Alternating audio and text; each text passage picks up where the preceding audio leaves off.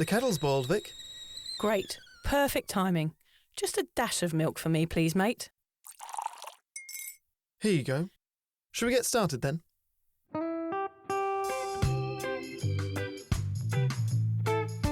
Have you ever woken up on a Sunday morning and said, I'm never drinking again, and then found yourself waving $50 at a barman by happy hour? Are you wondering why everyone else can stop at 1 while you head to a dodgy after-party with a weird bloke called Disco Dave? If so, it might be time to take a deeper look at your relationship with your reliable social crutch, alcohol. On each episode, we'll investigate our own dysfunctional dealings with booze and find out if it's possible to stop this deeply ingrained habit before things get too messy. Yep, we're going to open up a shame shed of humiliating drinking stories to help you understand why waking up from a booze coma each weekend with a kebab sticking out of your top pocket might actually be negatively impacting your health. Hamish and I are here to delve into what it's like being sober, an unwanted warts and all look into why giving up those cheeky pints or putting down those mummy wines will make you feel happier, help your anxiety and mental health, and turn you into the most sparkly, authentic version of you. Won't that mean I become boring though, Vic? Well, Hamish, we'll just have to wait and see. I'm Victoria Vanstone. I'm Hamish Adams-Cairns. And this is Sober Awkward.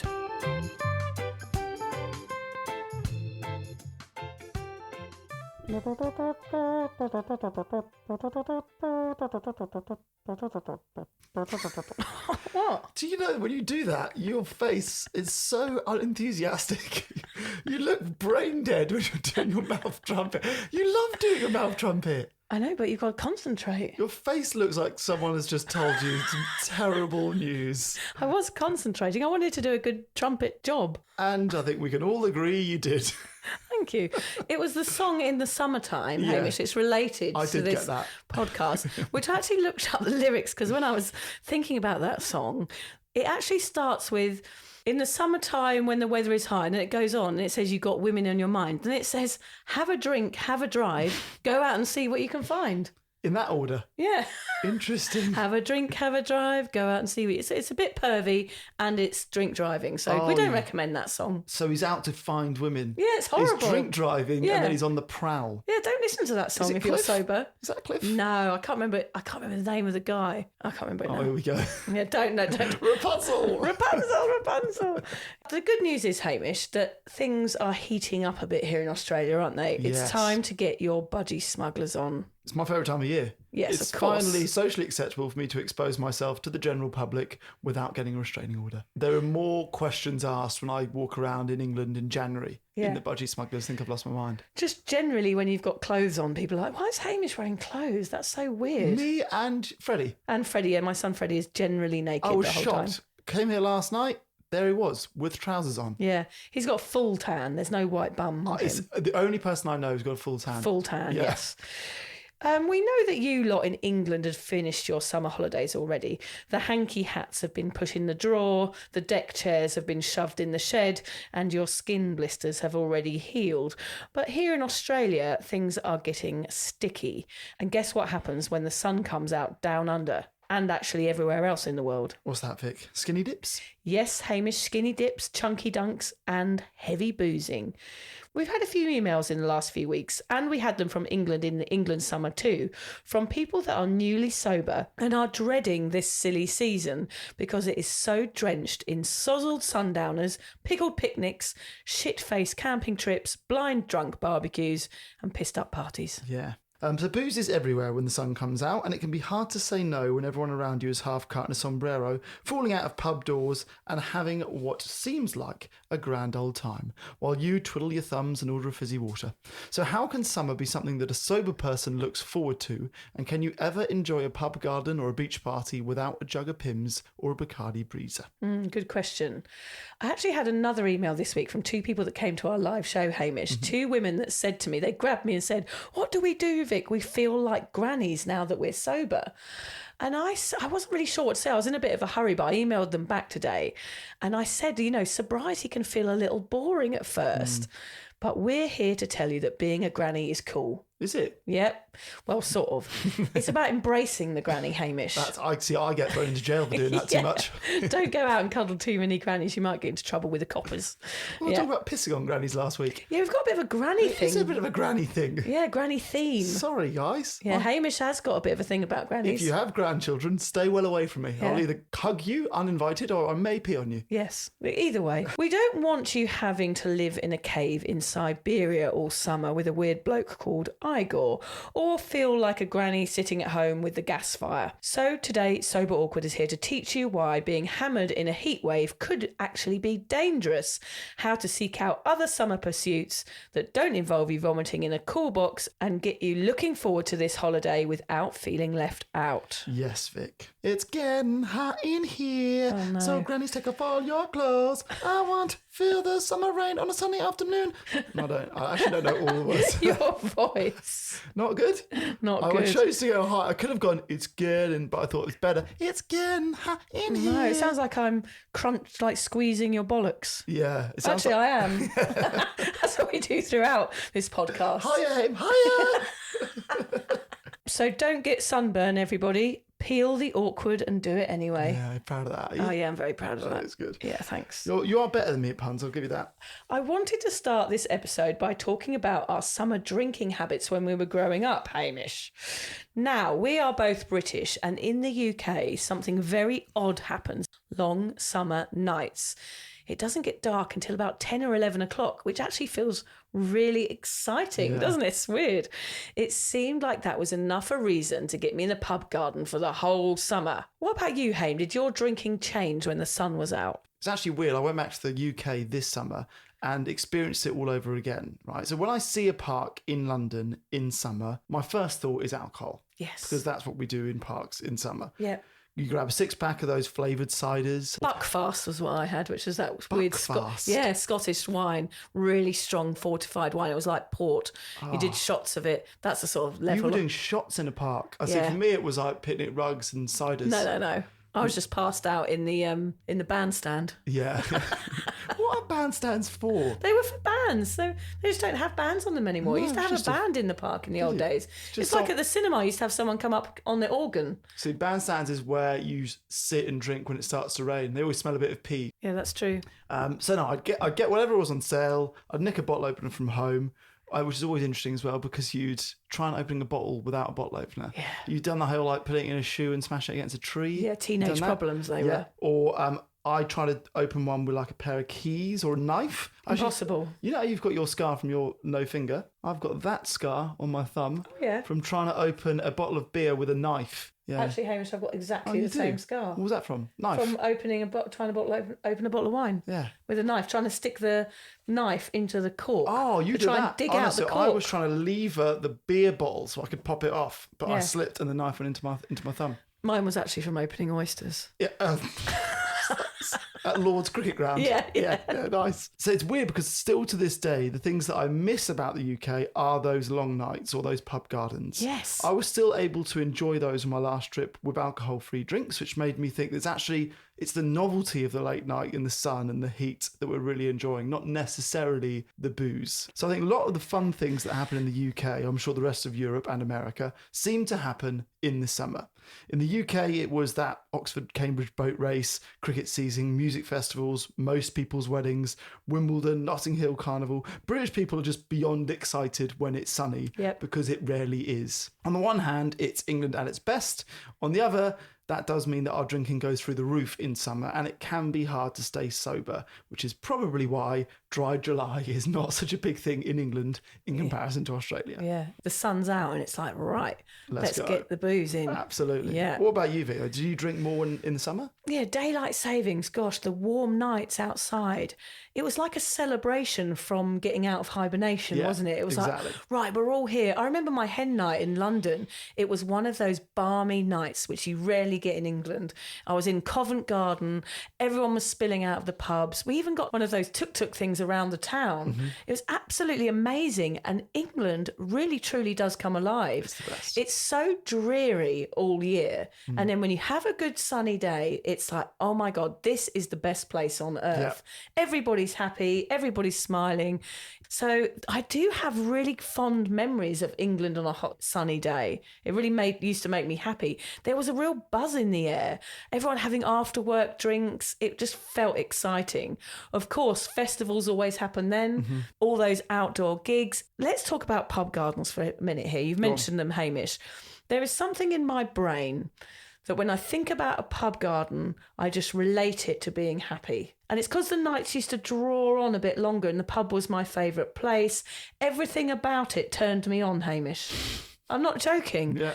It was the round trays that you used to get from the bar with a little bit of beer in the bottom. Yes. It was the damp beer mats. It was the red-nosed locals, the metal tankards, the smelly carpet, the low ceilings, the sound of the latch on the door. Yeah. Like, I romanticise about pubs in the summer now, still in the same way that I used to then. I have a fantasy about it. And going to one now would almost seem impossible and wrong because it would trigger my drinking. See, that's why I wanted to ask you. Because they don't, pubs like the ones you've just described don't really exist where we live here. Which makes it easier for me to be sober, I think. Yes. Yeah. But when you've gone back to England, have you been back in summer and been back in that environment? I haven't been back to England since I got sober. Really? No. Oh, interesting. Yeah. Do It you was think 6 years since I went back. It would be confronting? I think I would you be... seek out a pub? Or I would go bar? to a pub now, I think. But I think still there is a part of me that would feel like I was missing out. No matter how much work I've done, no matter how much I know that I will never drink again, being in one of those pub gardens, which I just totally relate to my drinking habit, I think it would be a bit triggery. Yeah. Yeah, which is awful, really. But like what I'm saying is it's the people. Like it's your memories of those pub gardens. I know you've just described the smells and all of that. But I think it is good friends, good weather for once. Yep. In the sun, looking at a nice lawn. Usually for me, like a nice lawn, so always a turn on for me. Yeah. Like those are the things. The smell of a freshly cut lawn. Those are the things, right? Yeah. Being pissed is like the glitter on that beautiful picture. But the picture's beautiful enough without the glitter, if that makes sense. It's like glittering a shit, isn't it? Yes. In my mind, I've glittered a shit. And I'm like, I know that I was always really drunk in those situations. I never took in any of those things that you're talking about because I was too busy being at the bar. It's a total drinking fantasy for me. The memory of it is better than the reality of it. The reality of it was not that at all. Yeah. It was me going there thinking, I'm going to have a nice time. Isn't it lovely that the sun's out? Getting 3 pints in, being in a blackout, and then falling out the door and not remembering anything. Yeah. So the reality, I know the reality is different, but whether or not I'd be triggered, I think I probably would be. Interesting. Yeah. You talk about FOMO. So now you'd feel FOMO because you're there and everyone's drinking. Then you were probably missing out because you were wasted and everyone else was having a normal time. Exactly. Yeah. We had a boat. I know this sounds posh. I always take the piss out of Hamish for being posh. Posh when you had a boat. We had a boat growing up, on the Thames. So we used to go to Henley Regatta. Sounds so posh. We weren't posh when we were there. We actually acted like sort of swearing sailors. We were just all so hammered. We used to have blackouts in locks. I remember my sister Claire We used to have blackouts in locks. Well, we used to go through the locks. The poshest thing you've ever said. Yeah. Well, the thing is, we used to get somewhere on the river where there's locks. So you're going upstream, up a hill in the river, you have to go through locks, like on a canal boat. And we used to get somewhere and wake up the next morning and go, oh my God, we've come quite far down the River Thames. We've been through 4 locks. Okay. I don't know if you've been... I love this conversation. Have you ever been through a lock, Hamish, and done the lock yourself? See, for me, I thought a lock was like a lake in Scotland. No. A lock is L-O-C-K. It's different. Okay. It's where the boat is going upriver and you have to go into the gates and then the water lowers. Sort of thing, Yes, exactly the same. They have electric locks now, but back in that day, you used to have to go and wind this thing. It's quite a major undertaking and you've got to park the boat. The water goes up and down. You've got to jump on and jump off. We did that in blackouts. Yeah, that's what I did in the summer was a lot. My poor parents used to come and find their boat moored up in the middle of nowhere. Essex or something. It'd be somewhere really weird. We used to crash it, all sorts of things. So we had a boat and it all sounds lovely, but it was a total mess. The summer was just me and my mates getting on that boat and practically drowning each day. There's an episode in Boats and Drinking.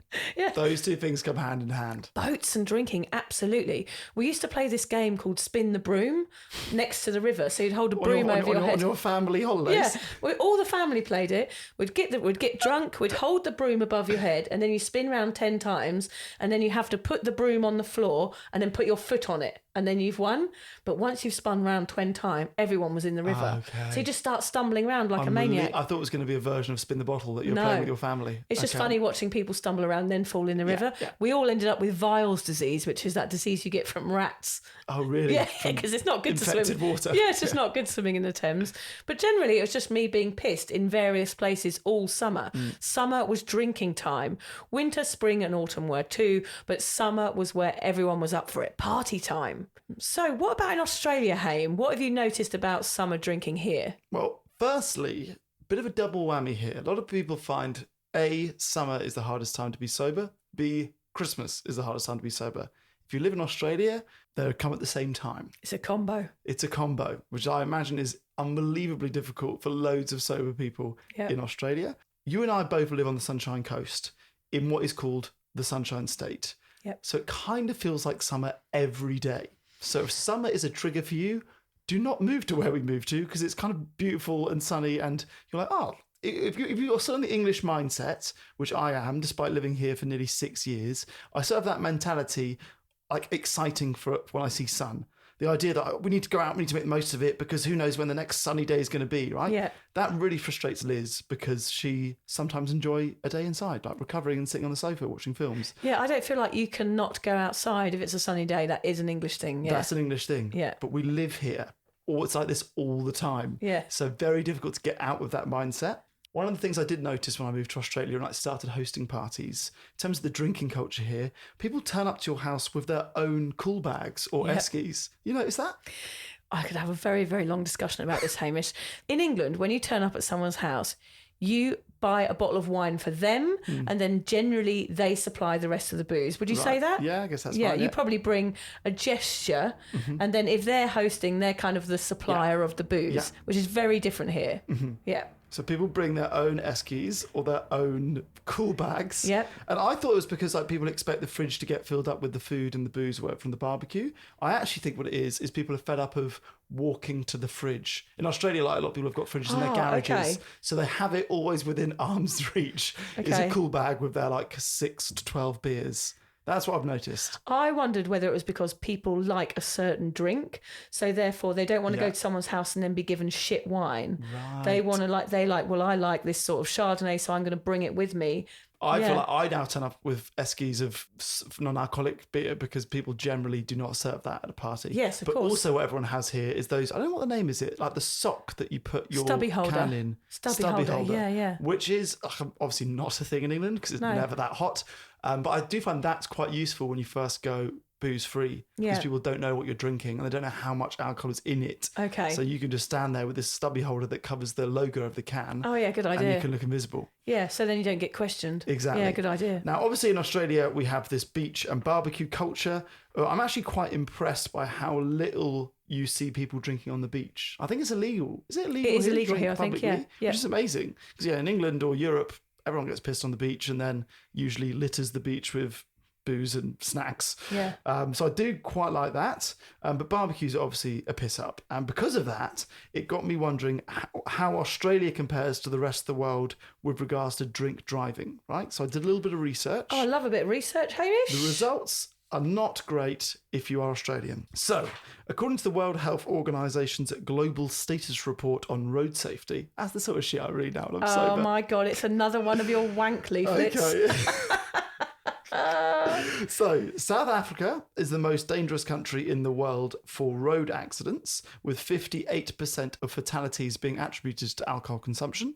Canada is next with 34%, then the US with 31%, and Australia with 30%. 30% of road fatalities are because of booze. The UK is much lower than that. That's 16%. So people are actually going to have a drink, have a drive, and go out and see what they can find. Of course. Yeah. Like people drive to barbecues all the time. All barbecues are piss up. And obviously it's not just barbecues that are the problem, but there is a culture here of hosting barbecues, hosting parties, and those parties being piss ups. And people And driving Australia's off us. fucking huge, so you've got to drive everywhere. It's funny, like, I don't really think about drink drivers very often because I don't drive at night very often. You are a poor driver. I do get. I'm a good driver when there's no one else in the car. Is that it? Yeah. So you blame your glasses a lot, is what I've noticed. Or you blame Google Maps a lot. Because it always tells me to go left, and it's not telling me to go left. I blame everything on my glasses. I always somebody says to me, "Oh, you're a bit rude. You didn't say hello to me the other day." I'm like, I don't say, "Oh, actually, it's because I don't like you." I say, "Oh, I probably didn't have my glasses on. Yeah, it was probably Google Maps' Couldn't fault. see you." Yeah. But what it was, me and George went to see Arrested Development at a little festival, blagged our way in. Yes. Yes. We didn't need to talk about that. Okay, go on, ask me. So George is a rule keeper. My eldest is a rule keeper. Vic is a rule breaker. Exactly. Vic suggested at the weekend that they break into the local music festival, which I'm surprised he was like, yeah. He wasn't yet at all. Okay, so he was like, we can't do that. You can't do that. I said, George, some rules are made to be broken. I'm not paying $260 to see one band at a music festival. I'm blagging in. Okay, so tell us how it went. Well, I just went there at about 6 p.m. at night. There was one band I wanted to see. You packed scissors and sellotape. I packed scissors and sellotape, and I stumbled across a drunk person who was leaving and going home to bed. Dennis, thank you, Dennis. And we cut the band off and taped it onto my arm. I bought George a ticket and we were in. Okay, so he went in legally. Okay, so I guess that's important for him. He went in legally. Okay, that's good. The funny thing was that I think I've created a monster, Hamish. The way that you're about to describe him does not paint him in the best picture. I love my little Georgie so much, but he's very, very aware of the rules. Yes. And he was like, that person smells of alcohol. That person's vaping. Look, Mum, those people are smoking and those people are kissing. And what did he say halfway through the Arrested Development set? We were in the front row of Arrested Development, and I was like, oh my God, this is the best. We were singing. Everybody in the audience was singing. It was absolutely wonderful. And George turned around and looked at me and went, Mum, I think they're smokers. He's such a head boy. He's such a head boy. Like, George, just enjoy the music. Like, why do you think they're smokers? He's like, oh, they just look like smokers to me. See, I thought he was like really focusing on their fingers to see if they had a little stain from holding a cigarette. He was absolutely obsessed with the rules. I was like, George, this is a festival. Everyone drinks, everyone takes drugs, everyone's going to be vaping, there's going to be people kissing. This is what happens. It's okay. But he just couldn't get his head round it, the poor thing. He says he's going to be a policeman when he's older. I'm like, perfect. He'd be great. He'd be absolutely brilliant. That aside, though, that aside. What were your first impressions of the Australian drinking summer? Well, the first thing that I did when I arrived, which was around Christmas time, was go for sparkling wine on the beach with everybody I met, especially at Christmas. Mm-hmm. That was the thing. You met for a sparkling wine on the beach. So there was all of these new traditions that were associated with drinking. That's what I found. New ones that involved nice weather, which meant it was more often because the weather was always nicer. It's actually just the same tradition. It's just a different month because summer here is Christmas in England. Yeah. Exactly. It's so hot, Hamish, that I think I was thirsty. You reckon that plays a part? I think it plays a part. You're dehydrated, or nothing better than a cold beer. Yeah. Because of course it doesn't help your dehydration, but that's what we think. We go, oh yeah, I'm thirsty. I'm going to grab a beer. Cold beer's the answer. You might be right. I think that could be something to do with it. Lots of beers, lots of barbies, Aussie traditions. These are all part of the culture here. Fishing trips is one. Lots of people have boats and booze. It's coming up again. We need to do an episode on boats and booze. Boats and booze is massive. Lucy's Tinder page, that was beer and a fish. We went through her Tinder page ages ago, and it was all men holding a beer or holding a fish. So that's where the traditions come from. That's Queenslanders. That is the basis of Queensland life, is right there.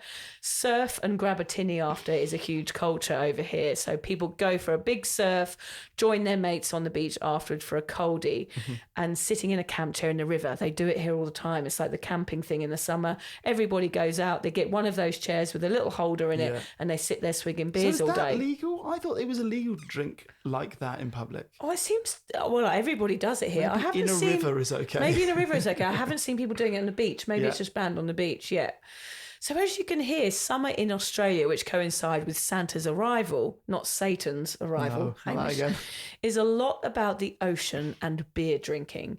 These two are actually not mates. According to the Royal Life-Saving Society of Australia, alcohol contributes to at least 20% of all drowning deaths here every year. Wow, okay, so it's not just road deaths, we've got drowning deaths as well. Yeah, this is why it's dangerous. This is the combo of a hot day and boozing can actually be dangerous. This figure is even higher for people aged between 15 and 29, with 41% of all drowning deaths in this age group attributed to intoxication. However, the overall figure is likely to be even higher as blood alcohol levels are not always tested when someone drowns. Interesting. Drinking before swimming is always a dangerous choice because the alcohol distorts your perception of risk and your own abilities. I found this really interesting, Haim. It impairs your judgment and increases your risk-taking behaviour, and it numbs out the senses, especially your sight, sound and touch. This leads to unsteadiness and increase in your inability to climb or swim or get yourself out of trouble. Why is it always so tempting to swim when you're drunk? I don't know. It's just this thing, it switches in your head. It's like, there's the water. I've had a few beers. I'm in. Get me in the water. Get me in. We need Huberman or scientists to tell us what it is about drunk that makes swimming so attractive.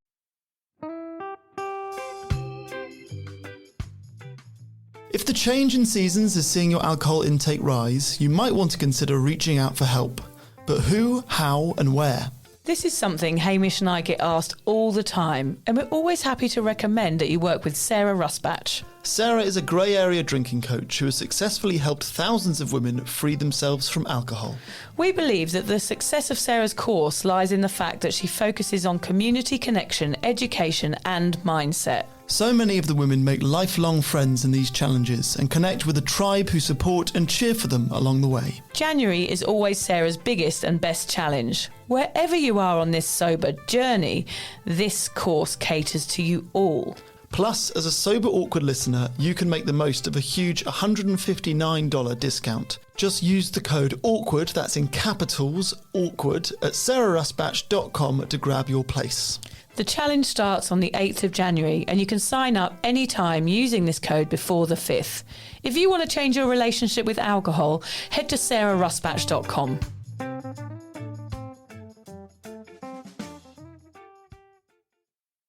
I know. Have you ever gone swimming under the influence, Hamish? I literally think the better question is, have I ever not gone swimming when under the influence? Yes, Even all growing right. up in London, it's like there's a puddle, there's like a water fountain, there's a statue with peeing coming out of it. You know when they do that? Yeah, the mannequin piss. That thing, I'm like, always attractive to me. I've drunk swum my way around the world. Okay, right, exactly. It's scary. I did want to tell a quick story here about one of my first nights out in Newcastle when I was at uni.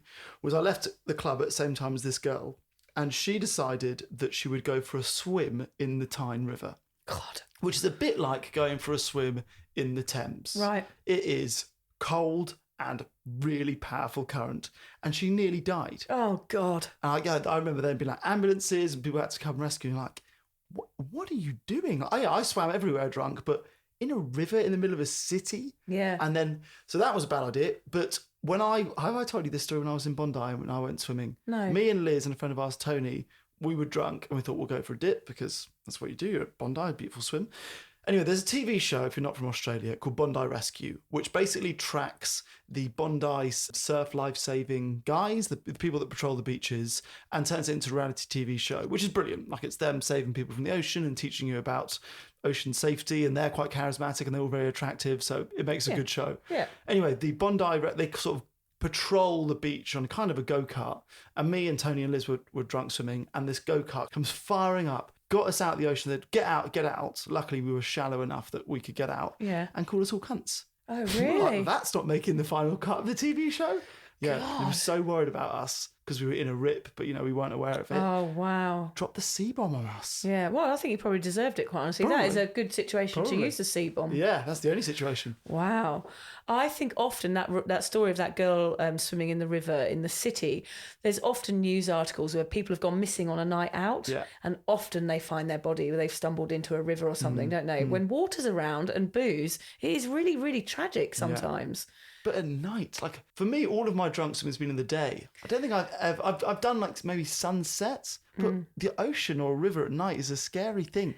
When I was travelling, Hamish, it was the year that the Alex Garland book, The Beach, came out. Okay, yeah.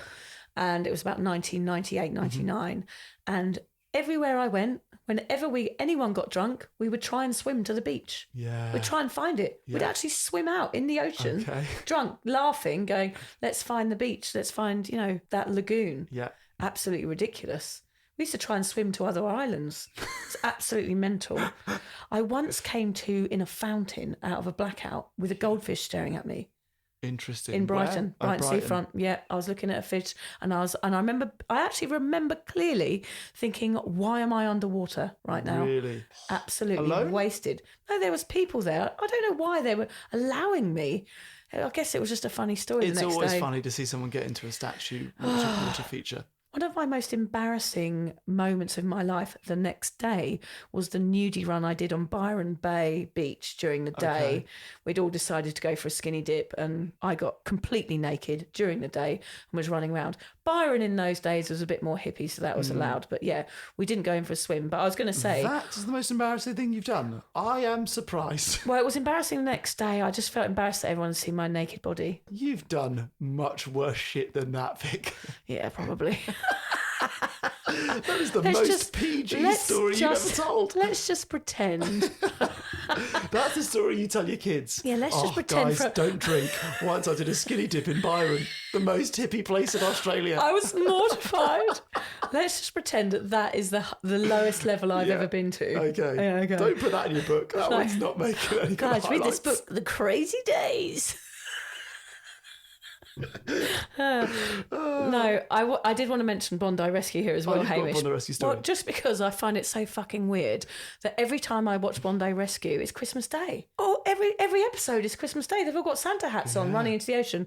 Christmas Day there is a total nightmare for them. Yeah. Because everybody's drunk. There's, 40,000 people on that beach? It's some mental amount, and everyone's swimming. Yeah. Oh, they do like 1,000 rescues a day at that time of year. I can remember one of my first memories of Australia. So my first day in Sydney was Christmas Eve. And I can remember leaving a house party at 2-3 in the morning. Oh, it was light, something between 4 or 5 in the morning on New Year's Day. Yeah. And there were 20,000 people on the beach. God. So people have done all-nighters and then gone straight to the beach to party. It is just so stressful because like that combo is lethal.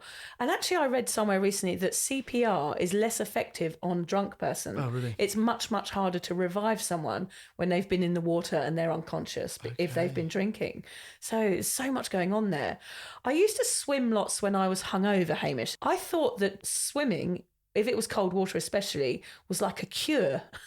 Yeah, I've had that thought. Yeah, I felt like it made me feel better. It sort of cured my hangover. I looked this up actually, and it is partly true. A cold shower or putting your face in ice water or a dip in the ocean can actually relieve some symptoms of a hangover. It stimulates nerves, triggers something called a diver's reflex, which is when the cold receptors in the skin are triggered by the the triggemin. You usually make me read the difficult words. Trigeminal. There you go. Trigeminal? Trigeminal nerve. Sure. The cranial nerve that supplies the skin of the face. Face skin. You've lost me here. It's a nerve in the face, Hamish. Okay. Which in turn relieves the symptoms of nausea and vomiting short term. Interesting. So actually it does help you with a hangover if you get in water. That's it. Anyway, enough of that. We're now the podcast giving tips for hangovers. Yeah, don't So if get you're drunk in listening the to first this place. Yeah. Do not go swimming in cold ocean or anywhere. Anyway, wherever you are in the world, summer seems to be like a good excuse to get bang into the sauce. Not the tomato sauce, Hamish. Although we do have a few more barbecues, don't we? HP is preferable. Let's not start that debate. But what if you are now sober and you're approaching this period for the first time? How is it going to feel? How did you feel, Hamish, first attending a summer event as a sober weirdo? Well, perhaps unsurprisingly, it was awkward. Yeah. I didn't know what to do with my hands. Did you get that in early sobriety? I just waved a lot of people. Hello. Like I was like one of those mad people that stands on a roundabout. Or like one of those cats in the back of a car Yes. that nods and waves. I was doing a double wave though. Okay, So yeah. people just thought I was very, very excited because I didn't have anything to do with my hands. Well, I was like, holding a beer was always something to do with a hand. In the same way that I remember as teenagers, like smoking was like, at least it's something to do with your hands. Yes, So if you're I was nervous, very yeah. aware of hands when I first went sober at parties. You have got quite big hands. That's it, it's the Perhaps issue. that's why, yeah. Yeah. I remember feeling like you don't have the excuse of going to get a drink a lot. So you know when you drink, you're like, oh, I'll just go get one, or I need to go to the loo. That Yes. happens. You're always on the move. There's Yeah. always an excuse to move away from a conversation that you want to move away from. True. But when you're sober, you don't have that anymore. No, that's so I find true. myself sometimes getting stuck in a conversation, feeling like I should work the room or get out of this awkward Yes. conversations because the person's banging on about something I don't care about. Yeah. But without the excuse of going to get a drink or going Yeah. to the loo, well, you can still use going to the loo, but I was aware of getting stuck more than I wanted to get stuck. Yes, and the conversations definitely seem more intense because you're fully there, fully present. Yeah. Also, if they don't have alcohol-free drinks, I find myself drinking a frankly weird amount of water. Because I still sometimes go, I'm just going to get a drink. You're like, just topping up another glass of water. Yeah. I drink a lot of water. And I do have, I mix it up. Sometimes I squeeze a lemon, bit of cucumber, just to keep things exciting. Yeah, So we're trying to crazy prove days. the sobriety ain't boring. Cucumber in the water, very exciting. Or you do the alternative, which is to have Coke or lemonade, and then you just end up just being mental because you've had too much sugar. Fired up. Yeah. Yeah, no, I actually have not made that mistake. I'm quite good at not going soft drinks. Okay, good. Yes, So soft you drinks. can easily drink just 9 Cokes. And I wonder whether soft drinks are like the devil's urine.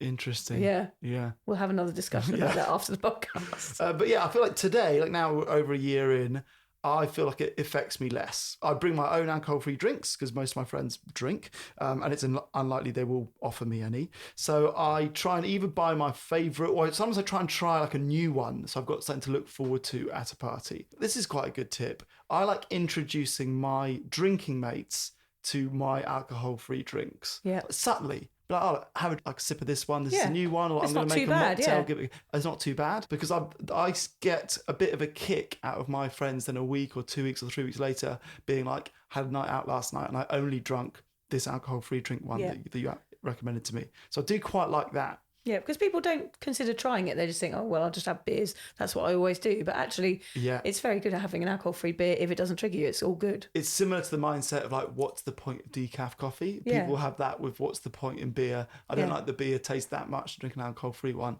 But actually, they're okay. That's what my dad says to me every time when I have an alcohol-free drink. He's like, what's the point? Yeah. Yeah. What do you say? I'm like, well, I could just say, well, it's because I'm an alcoholic, so therefore That does that nip is the it point. in the bud. Yeah. That does nip that I don't say conversation that. in I the just bud. walk away and then roll my eyes at him. Yeah, nice. Yeah.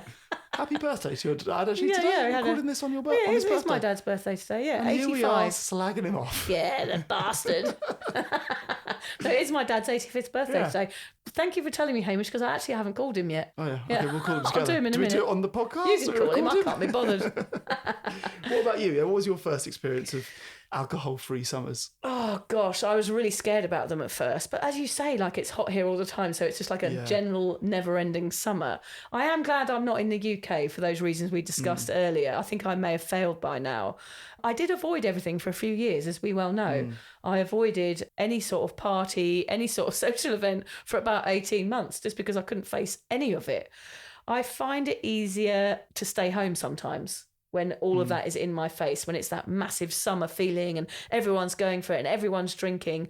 I actually do avoid those situations quite a lot. I just want to feel safe. I don't want to be triggered. I don't want to feel like I'm being left out, basically. Yeah. There are no influences for me at home, and I don't have to follow any of those societal traditions like we talked about in the last episode. And for me, it's always just been about practice. It's about, if you want to, stay for 10 minutes, then stay for 20, then stay for half an hour. And in a year's time, you might go out and stay somewhere for 2 hours. That's what it was for me. It was just about learning who I was without alcohol and being okay with that. I'd always recommend, if you are going out to a summer event and you don't want people to give you a hard time, is to tell people you're sober before you go. We talked about this on the live show a little bit, didn't we, Hamish? It is so important to have this sober conversation with mates before the event. Meet them for a coffee, go out for breakfast, put a message in the WhatsApp group, because you'll find everyone will be supportive, and actually there'll be other people there that are not drinking, and that's going to make you more secure in that environment. Yeah. As Hamish said, bring AF drinks if that's for you, if it doesn't trigger you. And I had to create new traditions which weren't surrounded by booze in the summer.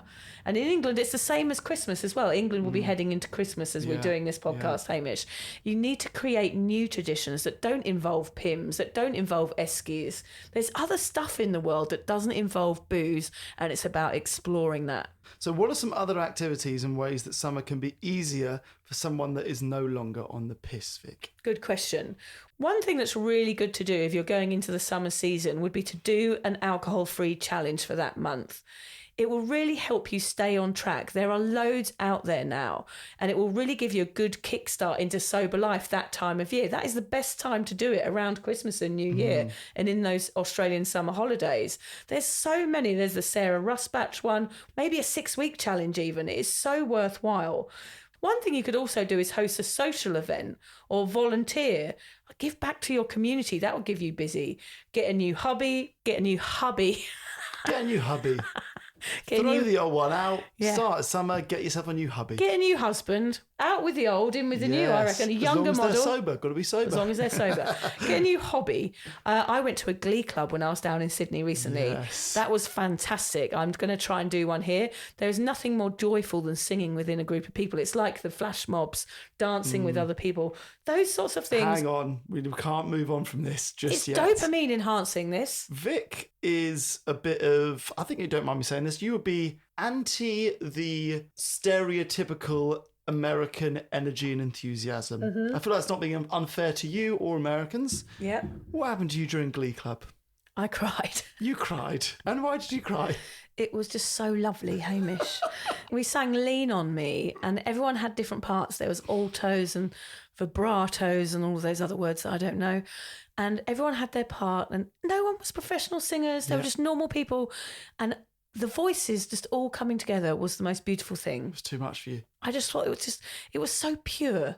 Yeah. That's what I loved about it. Everyone was smiling. It was just lovely. I highly recommend joining a choir. I think it's something I want to do. I'm going to do it. I would come watch your choir. Would you be in a choir? I think I'd be in a choir, yeah. Okay, well, I think maybe we need to do that. I'd do a choir. Yeah, that's going to be something we do, Hamish. So there's all these kind of weird stuff that you probably would have never have done before you got sober. It's what we're saying is go out and do it. I've got a weird one here. Go on. Find your inner child. I know, I love this one. Go and think about what you used to enjoy as a child. What were the things that you loved and that made you happy? Go and find those things and do them again. I had this thought last week. You know how we say that when we drink, it's to try and make a good situation better or a bad situation less bad? Yes. Right? It like heightens an emotion, a feeling of happiness usually. Exactly. I'm not sure if I've ever, during my whole years of drinking, reached the level of excitement of when you're a kid and your parents are like, you know what? You can have a sleepover tonight. Yes. Like that. Like, can I stay here tonight? Yes, you can. Yeah. Sleepover. Yeah. I don't think I've ever reached that again. So I love the idea of like going back to your inner child. Like what was 10 out of 10 joy as a kid? Well, it's just the fact then, if you really think about that, we had these euphoric moments as children without alcohol. Yeah. And then alcohol's introduced and we just think, oh, well, that's how I get happy. Yeah. Whereas in fact, we were happy. The Christmas morning for me was the happiest I've ever been in my whole life. Throughout my entire life, I would say Christmas morning for me was it. Yeah, see, for me, I can remember going to like a birthday party. I've got memory of like a football one, and you run out onto the pitch at the start. We've got a whole party and we're playing football and we're all in our kits. I can remember that being 11 out of 10 happy. Yeah. So there you go. Find your inner child. Find out what you used to enjoy, whether it's craft, whether it's a sport, not messing up your bedroom or anything negative like that, or smoking behind the bike sheds. Don't do those sort of things, but find something you used to really enjoy and appreciate the weather instead of using an excuse to take a drug, basically. Yeah, it's true, isn't it? Make the effort to find some sober mates. They'll probably be looking for you too. It's funny when you mentioned that earlier about telling a group of friends that you're going to be going to this event sober. I think that can often encourage someone else who's been thinking about it to do the same. Then at least you're not alone. Yeah. Like when we talk about sober socializing, the scary thing is being the only one. Yes. There's two of you. That is most of the fear gone. Yeah. You can be a little sober army and talk about weird stuff in the corner. And I would feel so much more comfortable like when you and I go to something, even like our live show, just having someone else there that's kind of got the same feelings as you, that understands you, knows what you've been through, knows what you're trying to achieve. It is a really secure feeling, isn't it? Yeah. Walk 10 minutes when you feel like giving in. That was the tip you've come up with, which is not bad. Walk just 10 minutes, 5 minutes away from the party. It's not bad. No, I said it's not bad. It's not a good one. I'd say it's pretty good. No, I didn't mean it. That is bad. I meant that's a good one to take 10 minutes out of a party. Oh, it's not bad. You're hypersensitive today. Jesus Not bad. Christ. It's not. It's shit. It's amazing. It's an amazing tip.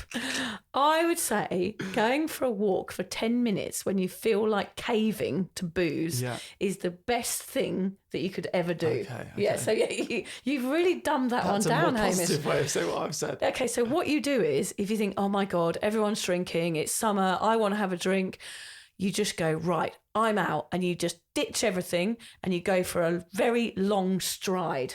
Oh, like the a length of passionate stride one. is important. Yeah, here. at least a metre. Okay. Like, march it out. Walk out of there. March it out. March that feeling out. Yeah. It's like sitting with it, but more powerful, I would say. Okay. Yeah. You might be on something there. I am. Buy some good books. Oh, that's a good one. Yeah. Okay, I would recommend your book here. I'm sceptical about most things you say, Hamish, especially buying good books, apart from mine when it comes out on the 30th of January. Another plug. Cook. Here's a good one. This is one you do. Yes. Eating nice food is just a much better treat than booze because it doesn't make you act like a loon. Yeah, that's actually my best Christmas tip. Yes. Some people are terrified about Christmas. Oh, Christmas is all about booze. Christmas is all about booze. Make the Christmas Day food your job. Yes. Whether or not you're good at, even if you're a bad chef, be like, I'm doing dessert, or I'm doing the starters, or I'm doing breakfast. Like being in the kitchen with a task that isn't just everyone sitting around and boozing, which is basically what Christmas is, in my experience, anywhere in the world. It's a lot of sitting and not doing a lot other than drinking. Making food your priority is a good tip. Yeah. I mean, we're mentioning Christmas, but like this is for any social occasion, whether it's summer, whether it's Christmas, whether it's a party, all of these things come into play, don't they? Remember, sober people, you are living life to the fullest just by staying sober. If you do, we promise this will probably be the best summer ever. What would your number one tip be, Vic? We haven't done titties for a while, have we? Oh, top tits. Yes, love you, top tits. Well, my top tit would be, it's something that I did when I quit drinking. I decided that it was forever. I know that sounds really full on, but I went into all of these events, summer, Christmas, parties, everything, knowing that I would not drink. And you can do that with summer too. Have a knowing. It sounds really weird, but it's like a gut feeling, a promise to yourself, and it will make it much easier, and you won't have to deal with any form of preoccupation or the whole will I, won't I head fuck. Decide now, I'm not going to drink this summer, and it's going to be great. Going in with a positive frame of mind will be your anchor to sobriety. If you are newly sober and already dreading this summer, that might just be your pesky thinking little brain coming up with an excuse for you to get drinking again. It's amazing how us boozers will find any reason to get back on it like a car bonnet.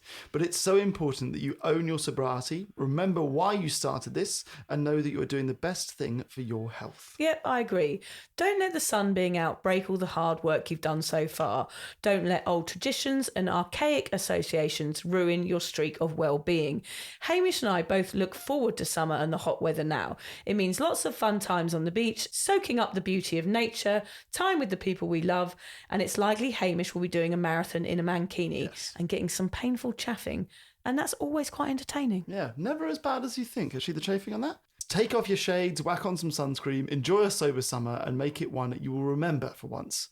If I know anything about English summers, it's that they are short. They can literally be over in the blink of an eye, so make the most of every second of it. Squeeze all the fun out of it, and don't waste any of it being drunk or hungover. If we really pin it down, Hamish, going into your first summer is really about fear. Fear over whether or not you're going to give up and get drinking again just because everyone else seems to be doing it. So I thought this little analogy might help you make the choice between a summer filled with hangovers and one filled with memories. Fear, Hamish, F-E-A-R, has two meanings. Forget everything and run, or face everything and rise. The choice is yours.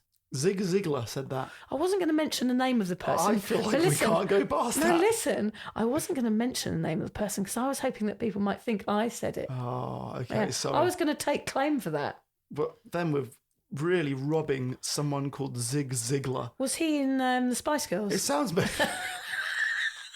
Zigga Ziglar. That's what that song's about. We recommend the latter of that, though. Yes. Face everything and rise. Right, should we go get an ice cream then? Oh, yes. Can I have a Magnum or a weird clown face with the bubble nose? The weird clown face with a bubble nose. You know, the chewing gum, bubble gum one. Anyway, we just wanted to end today's podcast with a lovely review that somebody sent in earlier today. He, she, I'm not sure, actually. Not sure, but it comes from They. and it comes from Great Britain. I don't know what I'd do without this podcast. Since starting my sober journey and tuning into Sober Awkward, it continues to provide me with the laughter, support and encouragement, which is so vital to staying motivated. I find it so comforting to listen to that for me, listening to each episode feels like the best and biggest bear hug. Vic and Hamish, thank you so much for your honesty, hard work and inspiration in the making of this podcast. Please keep it going. All the love. So lovely. We read those when we're feeling a bit down, don't we, Hamish? It is difficult to describe how amazing it is to read a review like that. We get these wonderful reviews or emails from people who share this stuff. And I think for us, it's easy to forget that this reaches lots of people. Yes. We did the live show in Sydney recently, and that was the first time I felt like I met people that we didn't know that listened to the podcast. Yeah. Does that make sense? Like Yes, a lot of our friends listen to it, and people that we know. And then there was someone that walked into the live event, and they came in by themselves, and they didn't immediately greet you or me. I was like, oh my gosh, this is someone that listens to the podcast. And it was amazing to be able to thank people in person for listening, because I feel like we don't get to do that often. We get to email back or we get to, mention it in the podcast. Yeah. But it's nice to actually thank people in person. And I always say the same thing. It's like having two best mates when they're out for their walk in the morning. So we want to thank you as well, people listening out there to this episode. Thank you for listening to us. We really appreciate it. And share it with your mates, because that's what help get this message out there to more people. Now, Hamish, I've got a question for you. Go on. Do you want to have a sleepover? I feel it's loaded. You have three. No. You have 3 children and no spare beds. No, I thought you were going to get excited. I'm going to take you back to your... I did, but I did the maths. I was like, there's no spare beds. You've got 3 children. You've got a dog. I know that all of your kids like to get into bed with adults at night.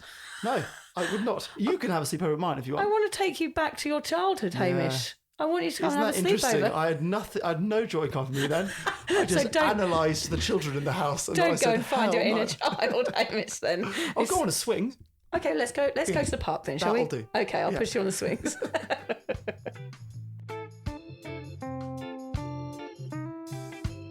If you're questioning your relationship with booze, you're struggling to moderate, or your hangovers are causing anxiety, it might be time to reach out for some support. Yeah, just talk to a mate about how you're feeling, contact a local doctor, find an AA or sobriety group. Vic's got one. Yeah, just head to www.cuppa.community. Remember, if you're questioning yourself, it might be time to seek support. Even though this journey can be awkward, it is definitely worth it. And if you've enjoyed the Sober Awkward podcast, don't forget to review it, rate it, and share it with your mates. Do they have to share it with their mates? Yeah, of course they do. I'm not doing this for nothing, Hamish. Bloody hell. How do they share it? I don't know, just write it on the...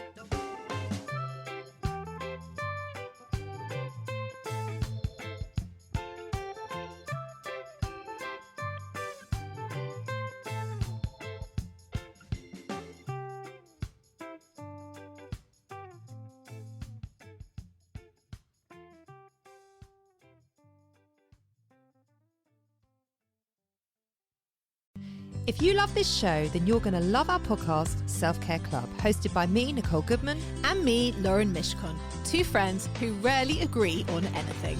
Every episode, we try a different self-care practice, live it to the letter for a week, and report back to you on the results. From mushroom tea, love languages, couch to 5K, how to say no, and many, many more, we bring a fun but brutally honest approach to wellness. Welcome to Self-Care Club. Search for Self-Care Club wherever you get your pods.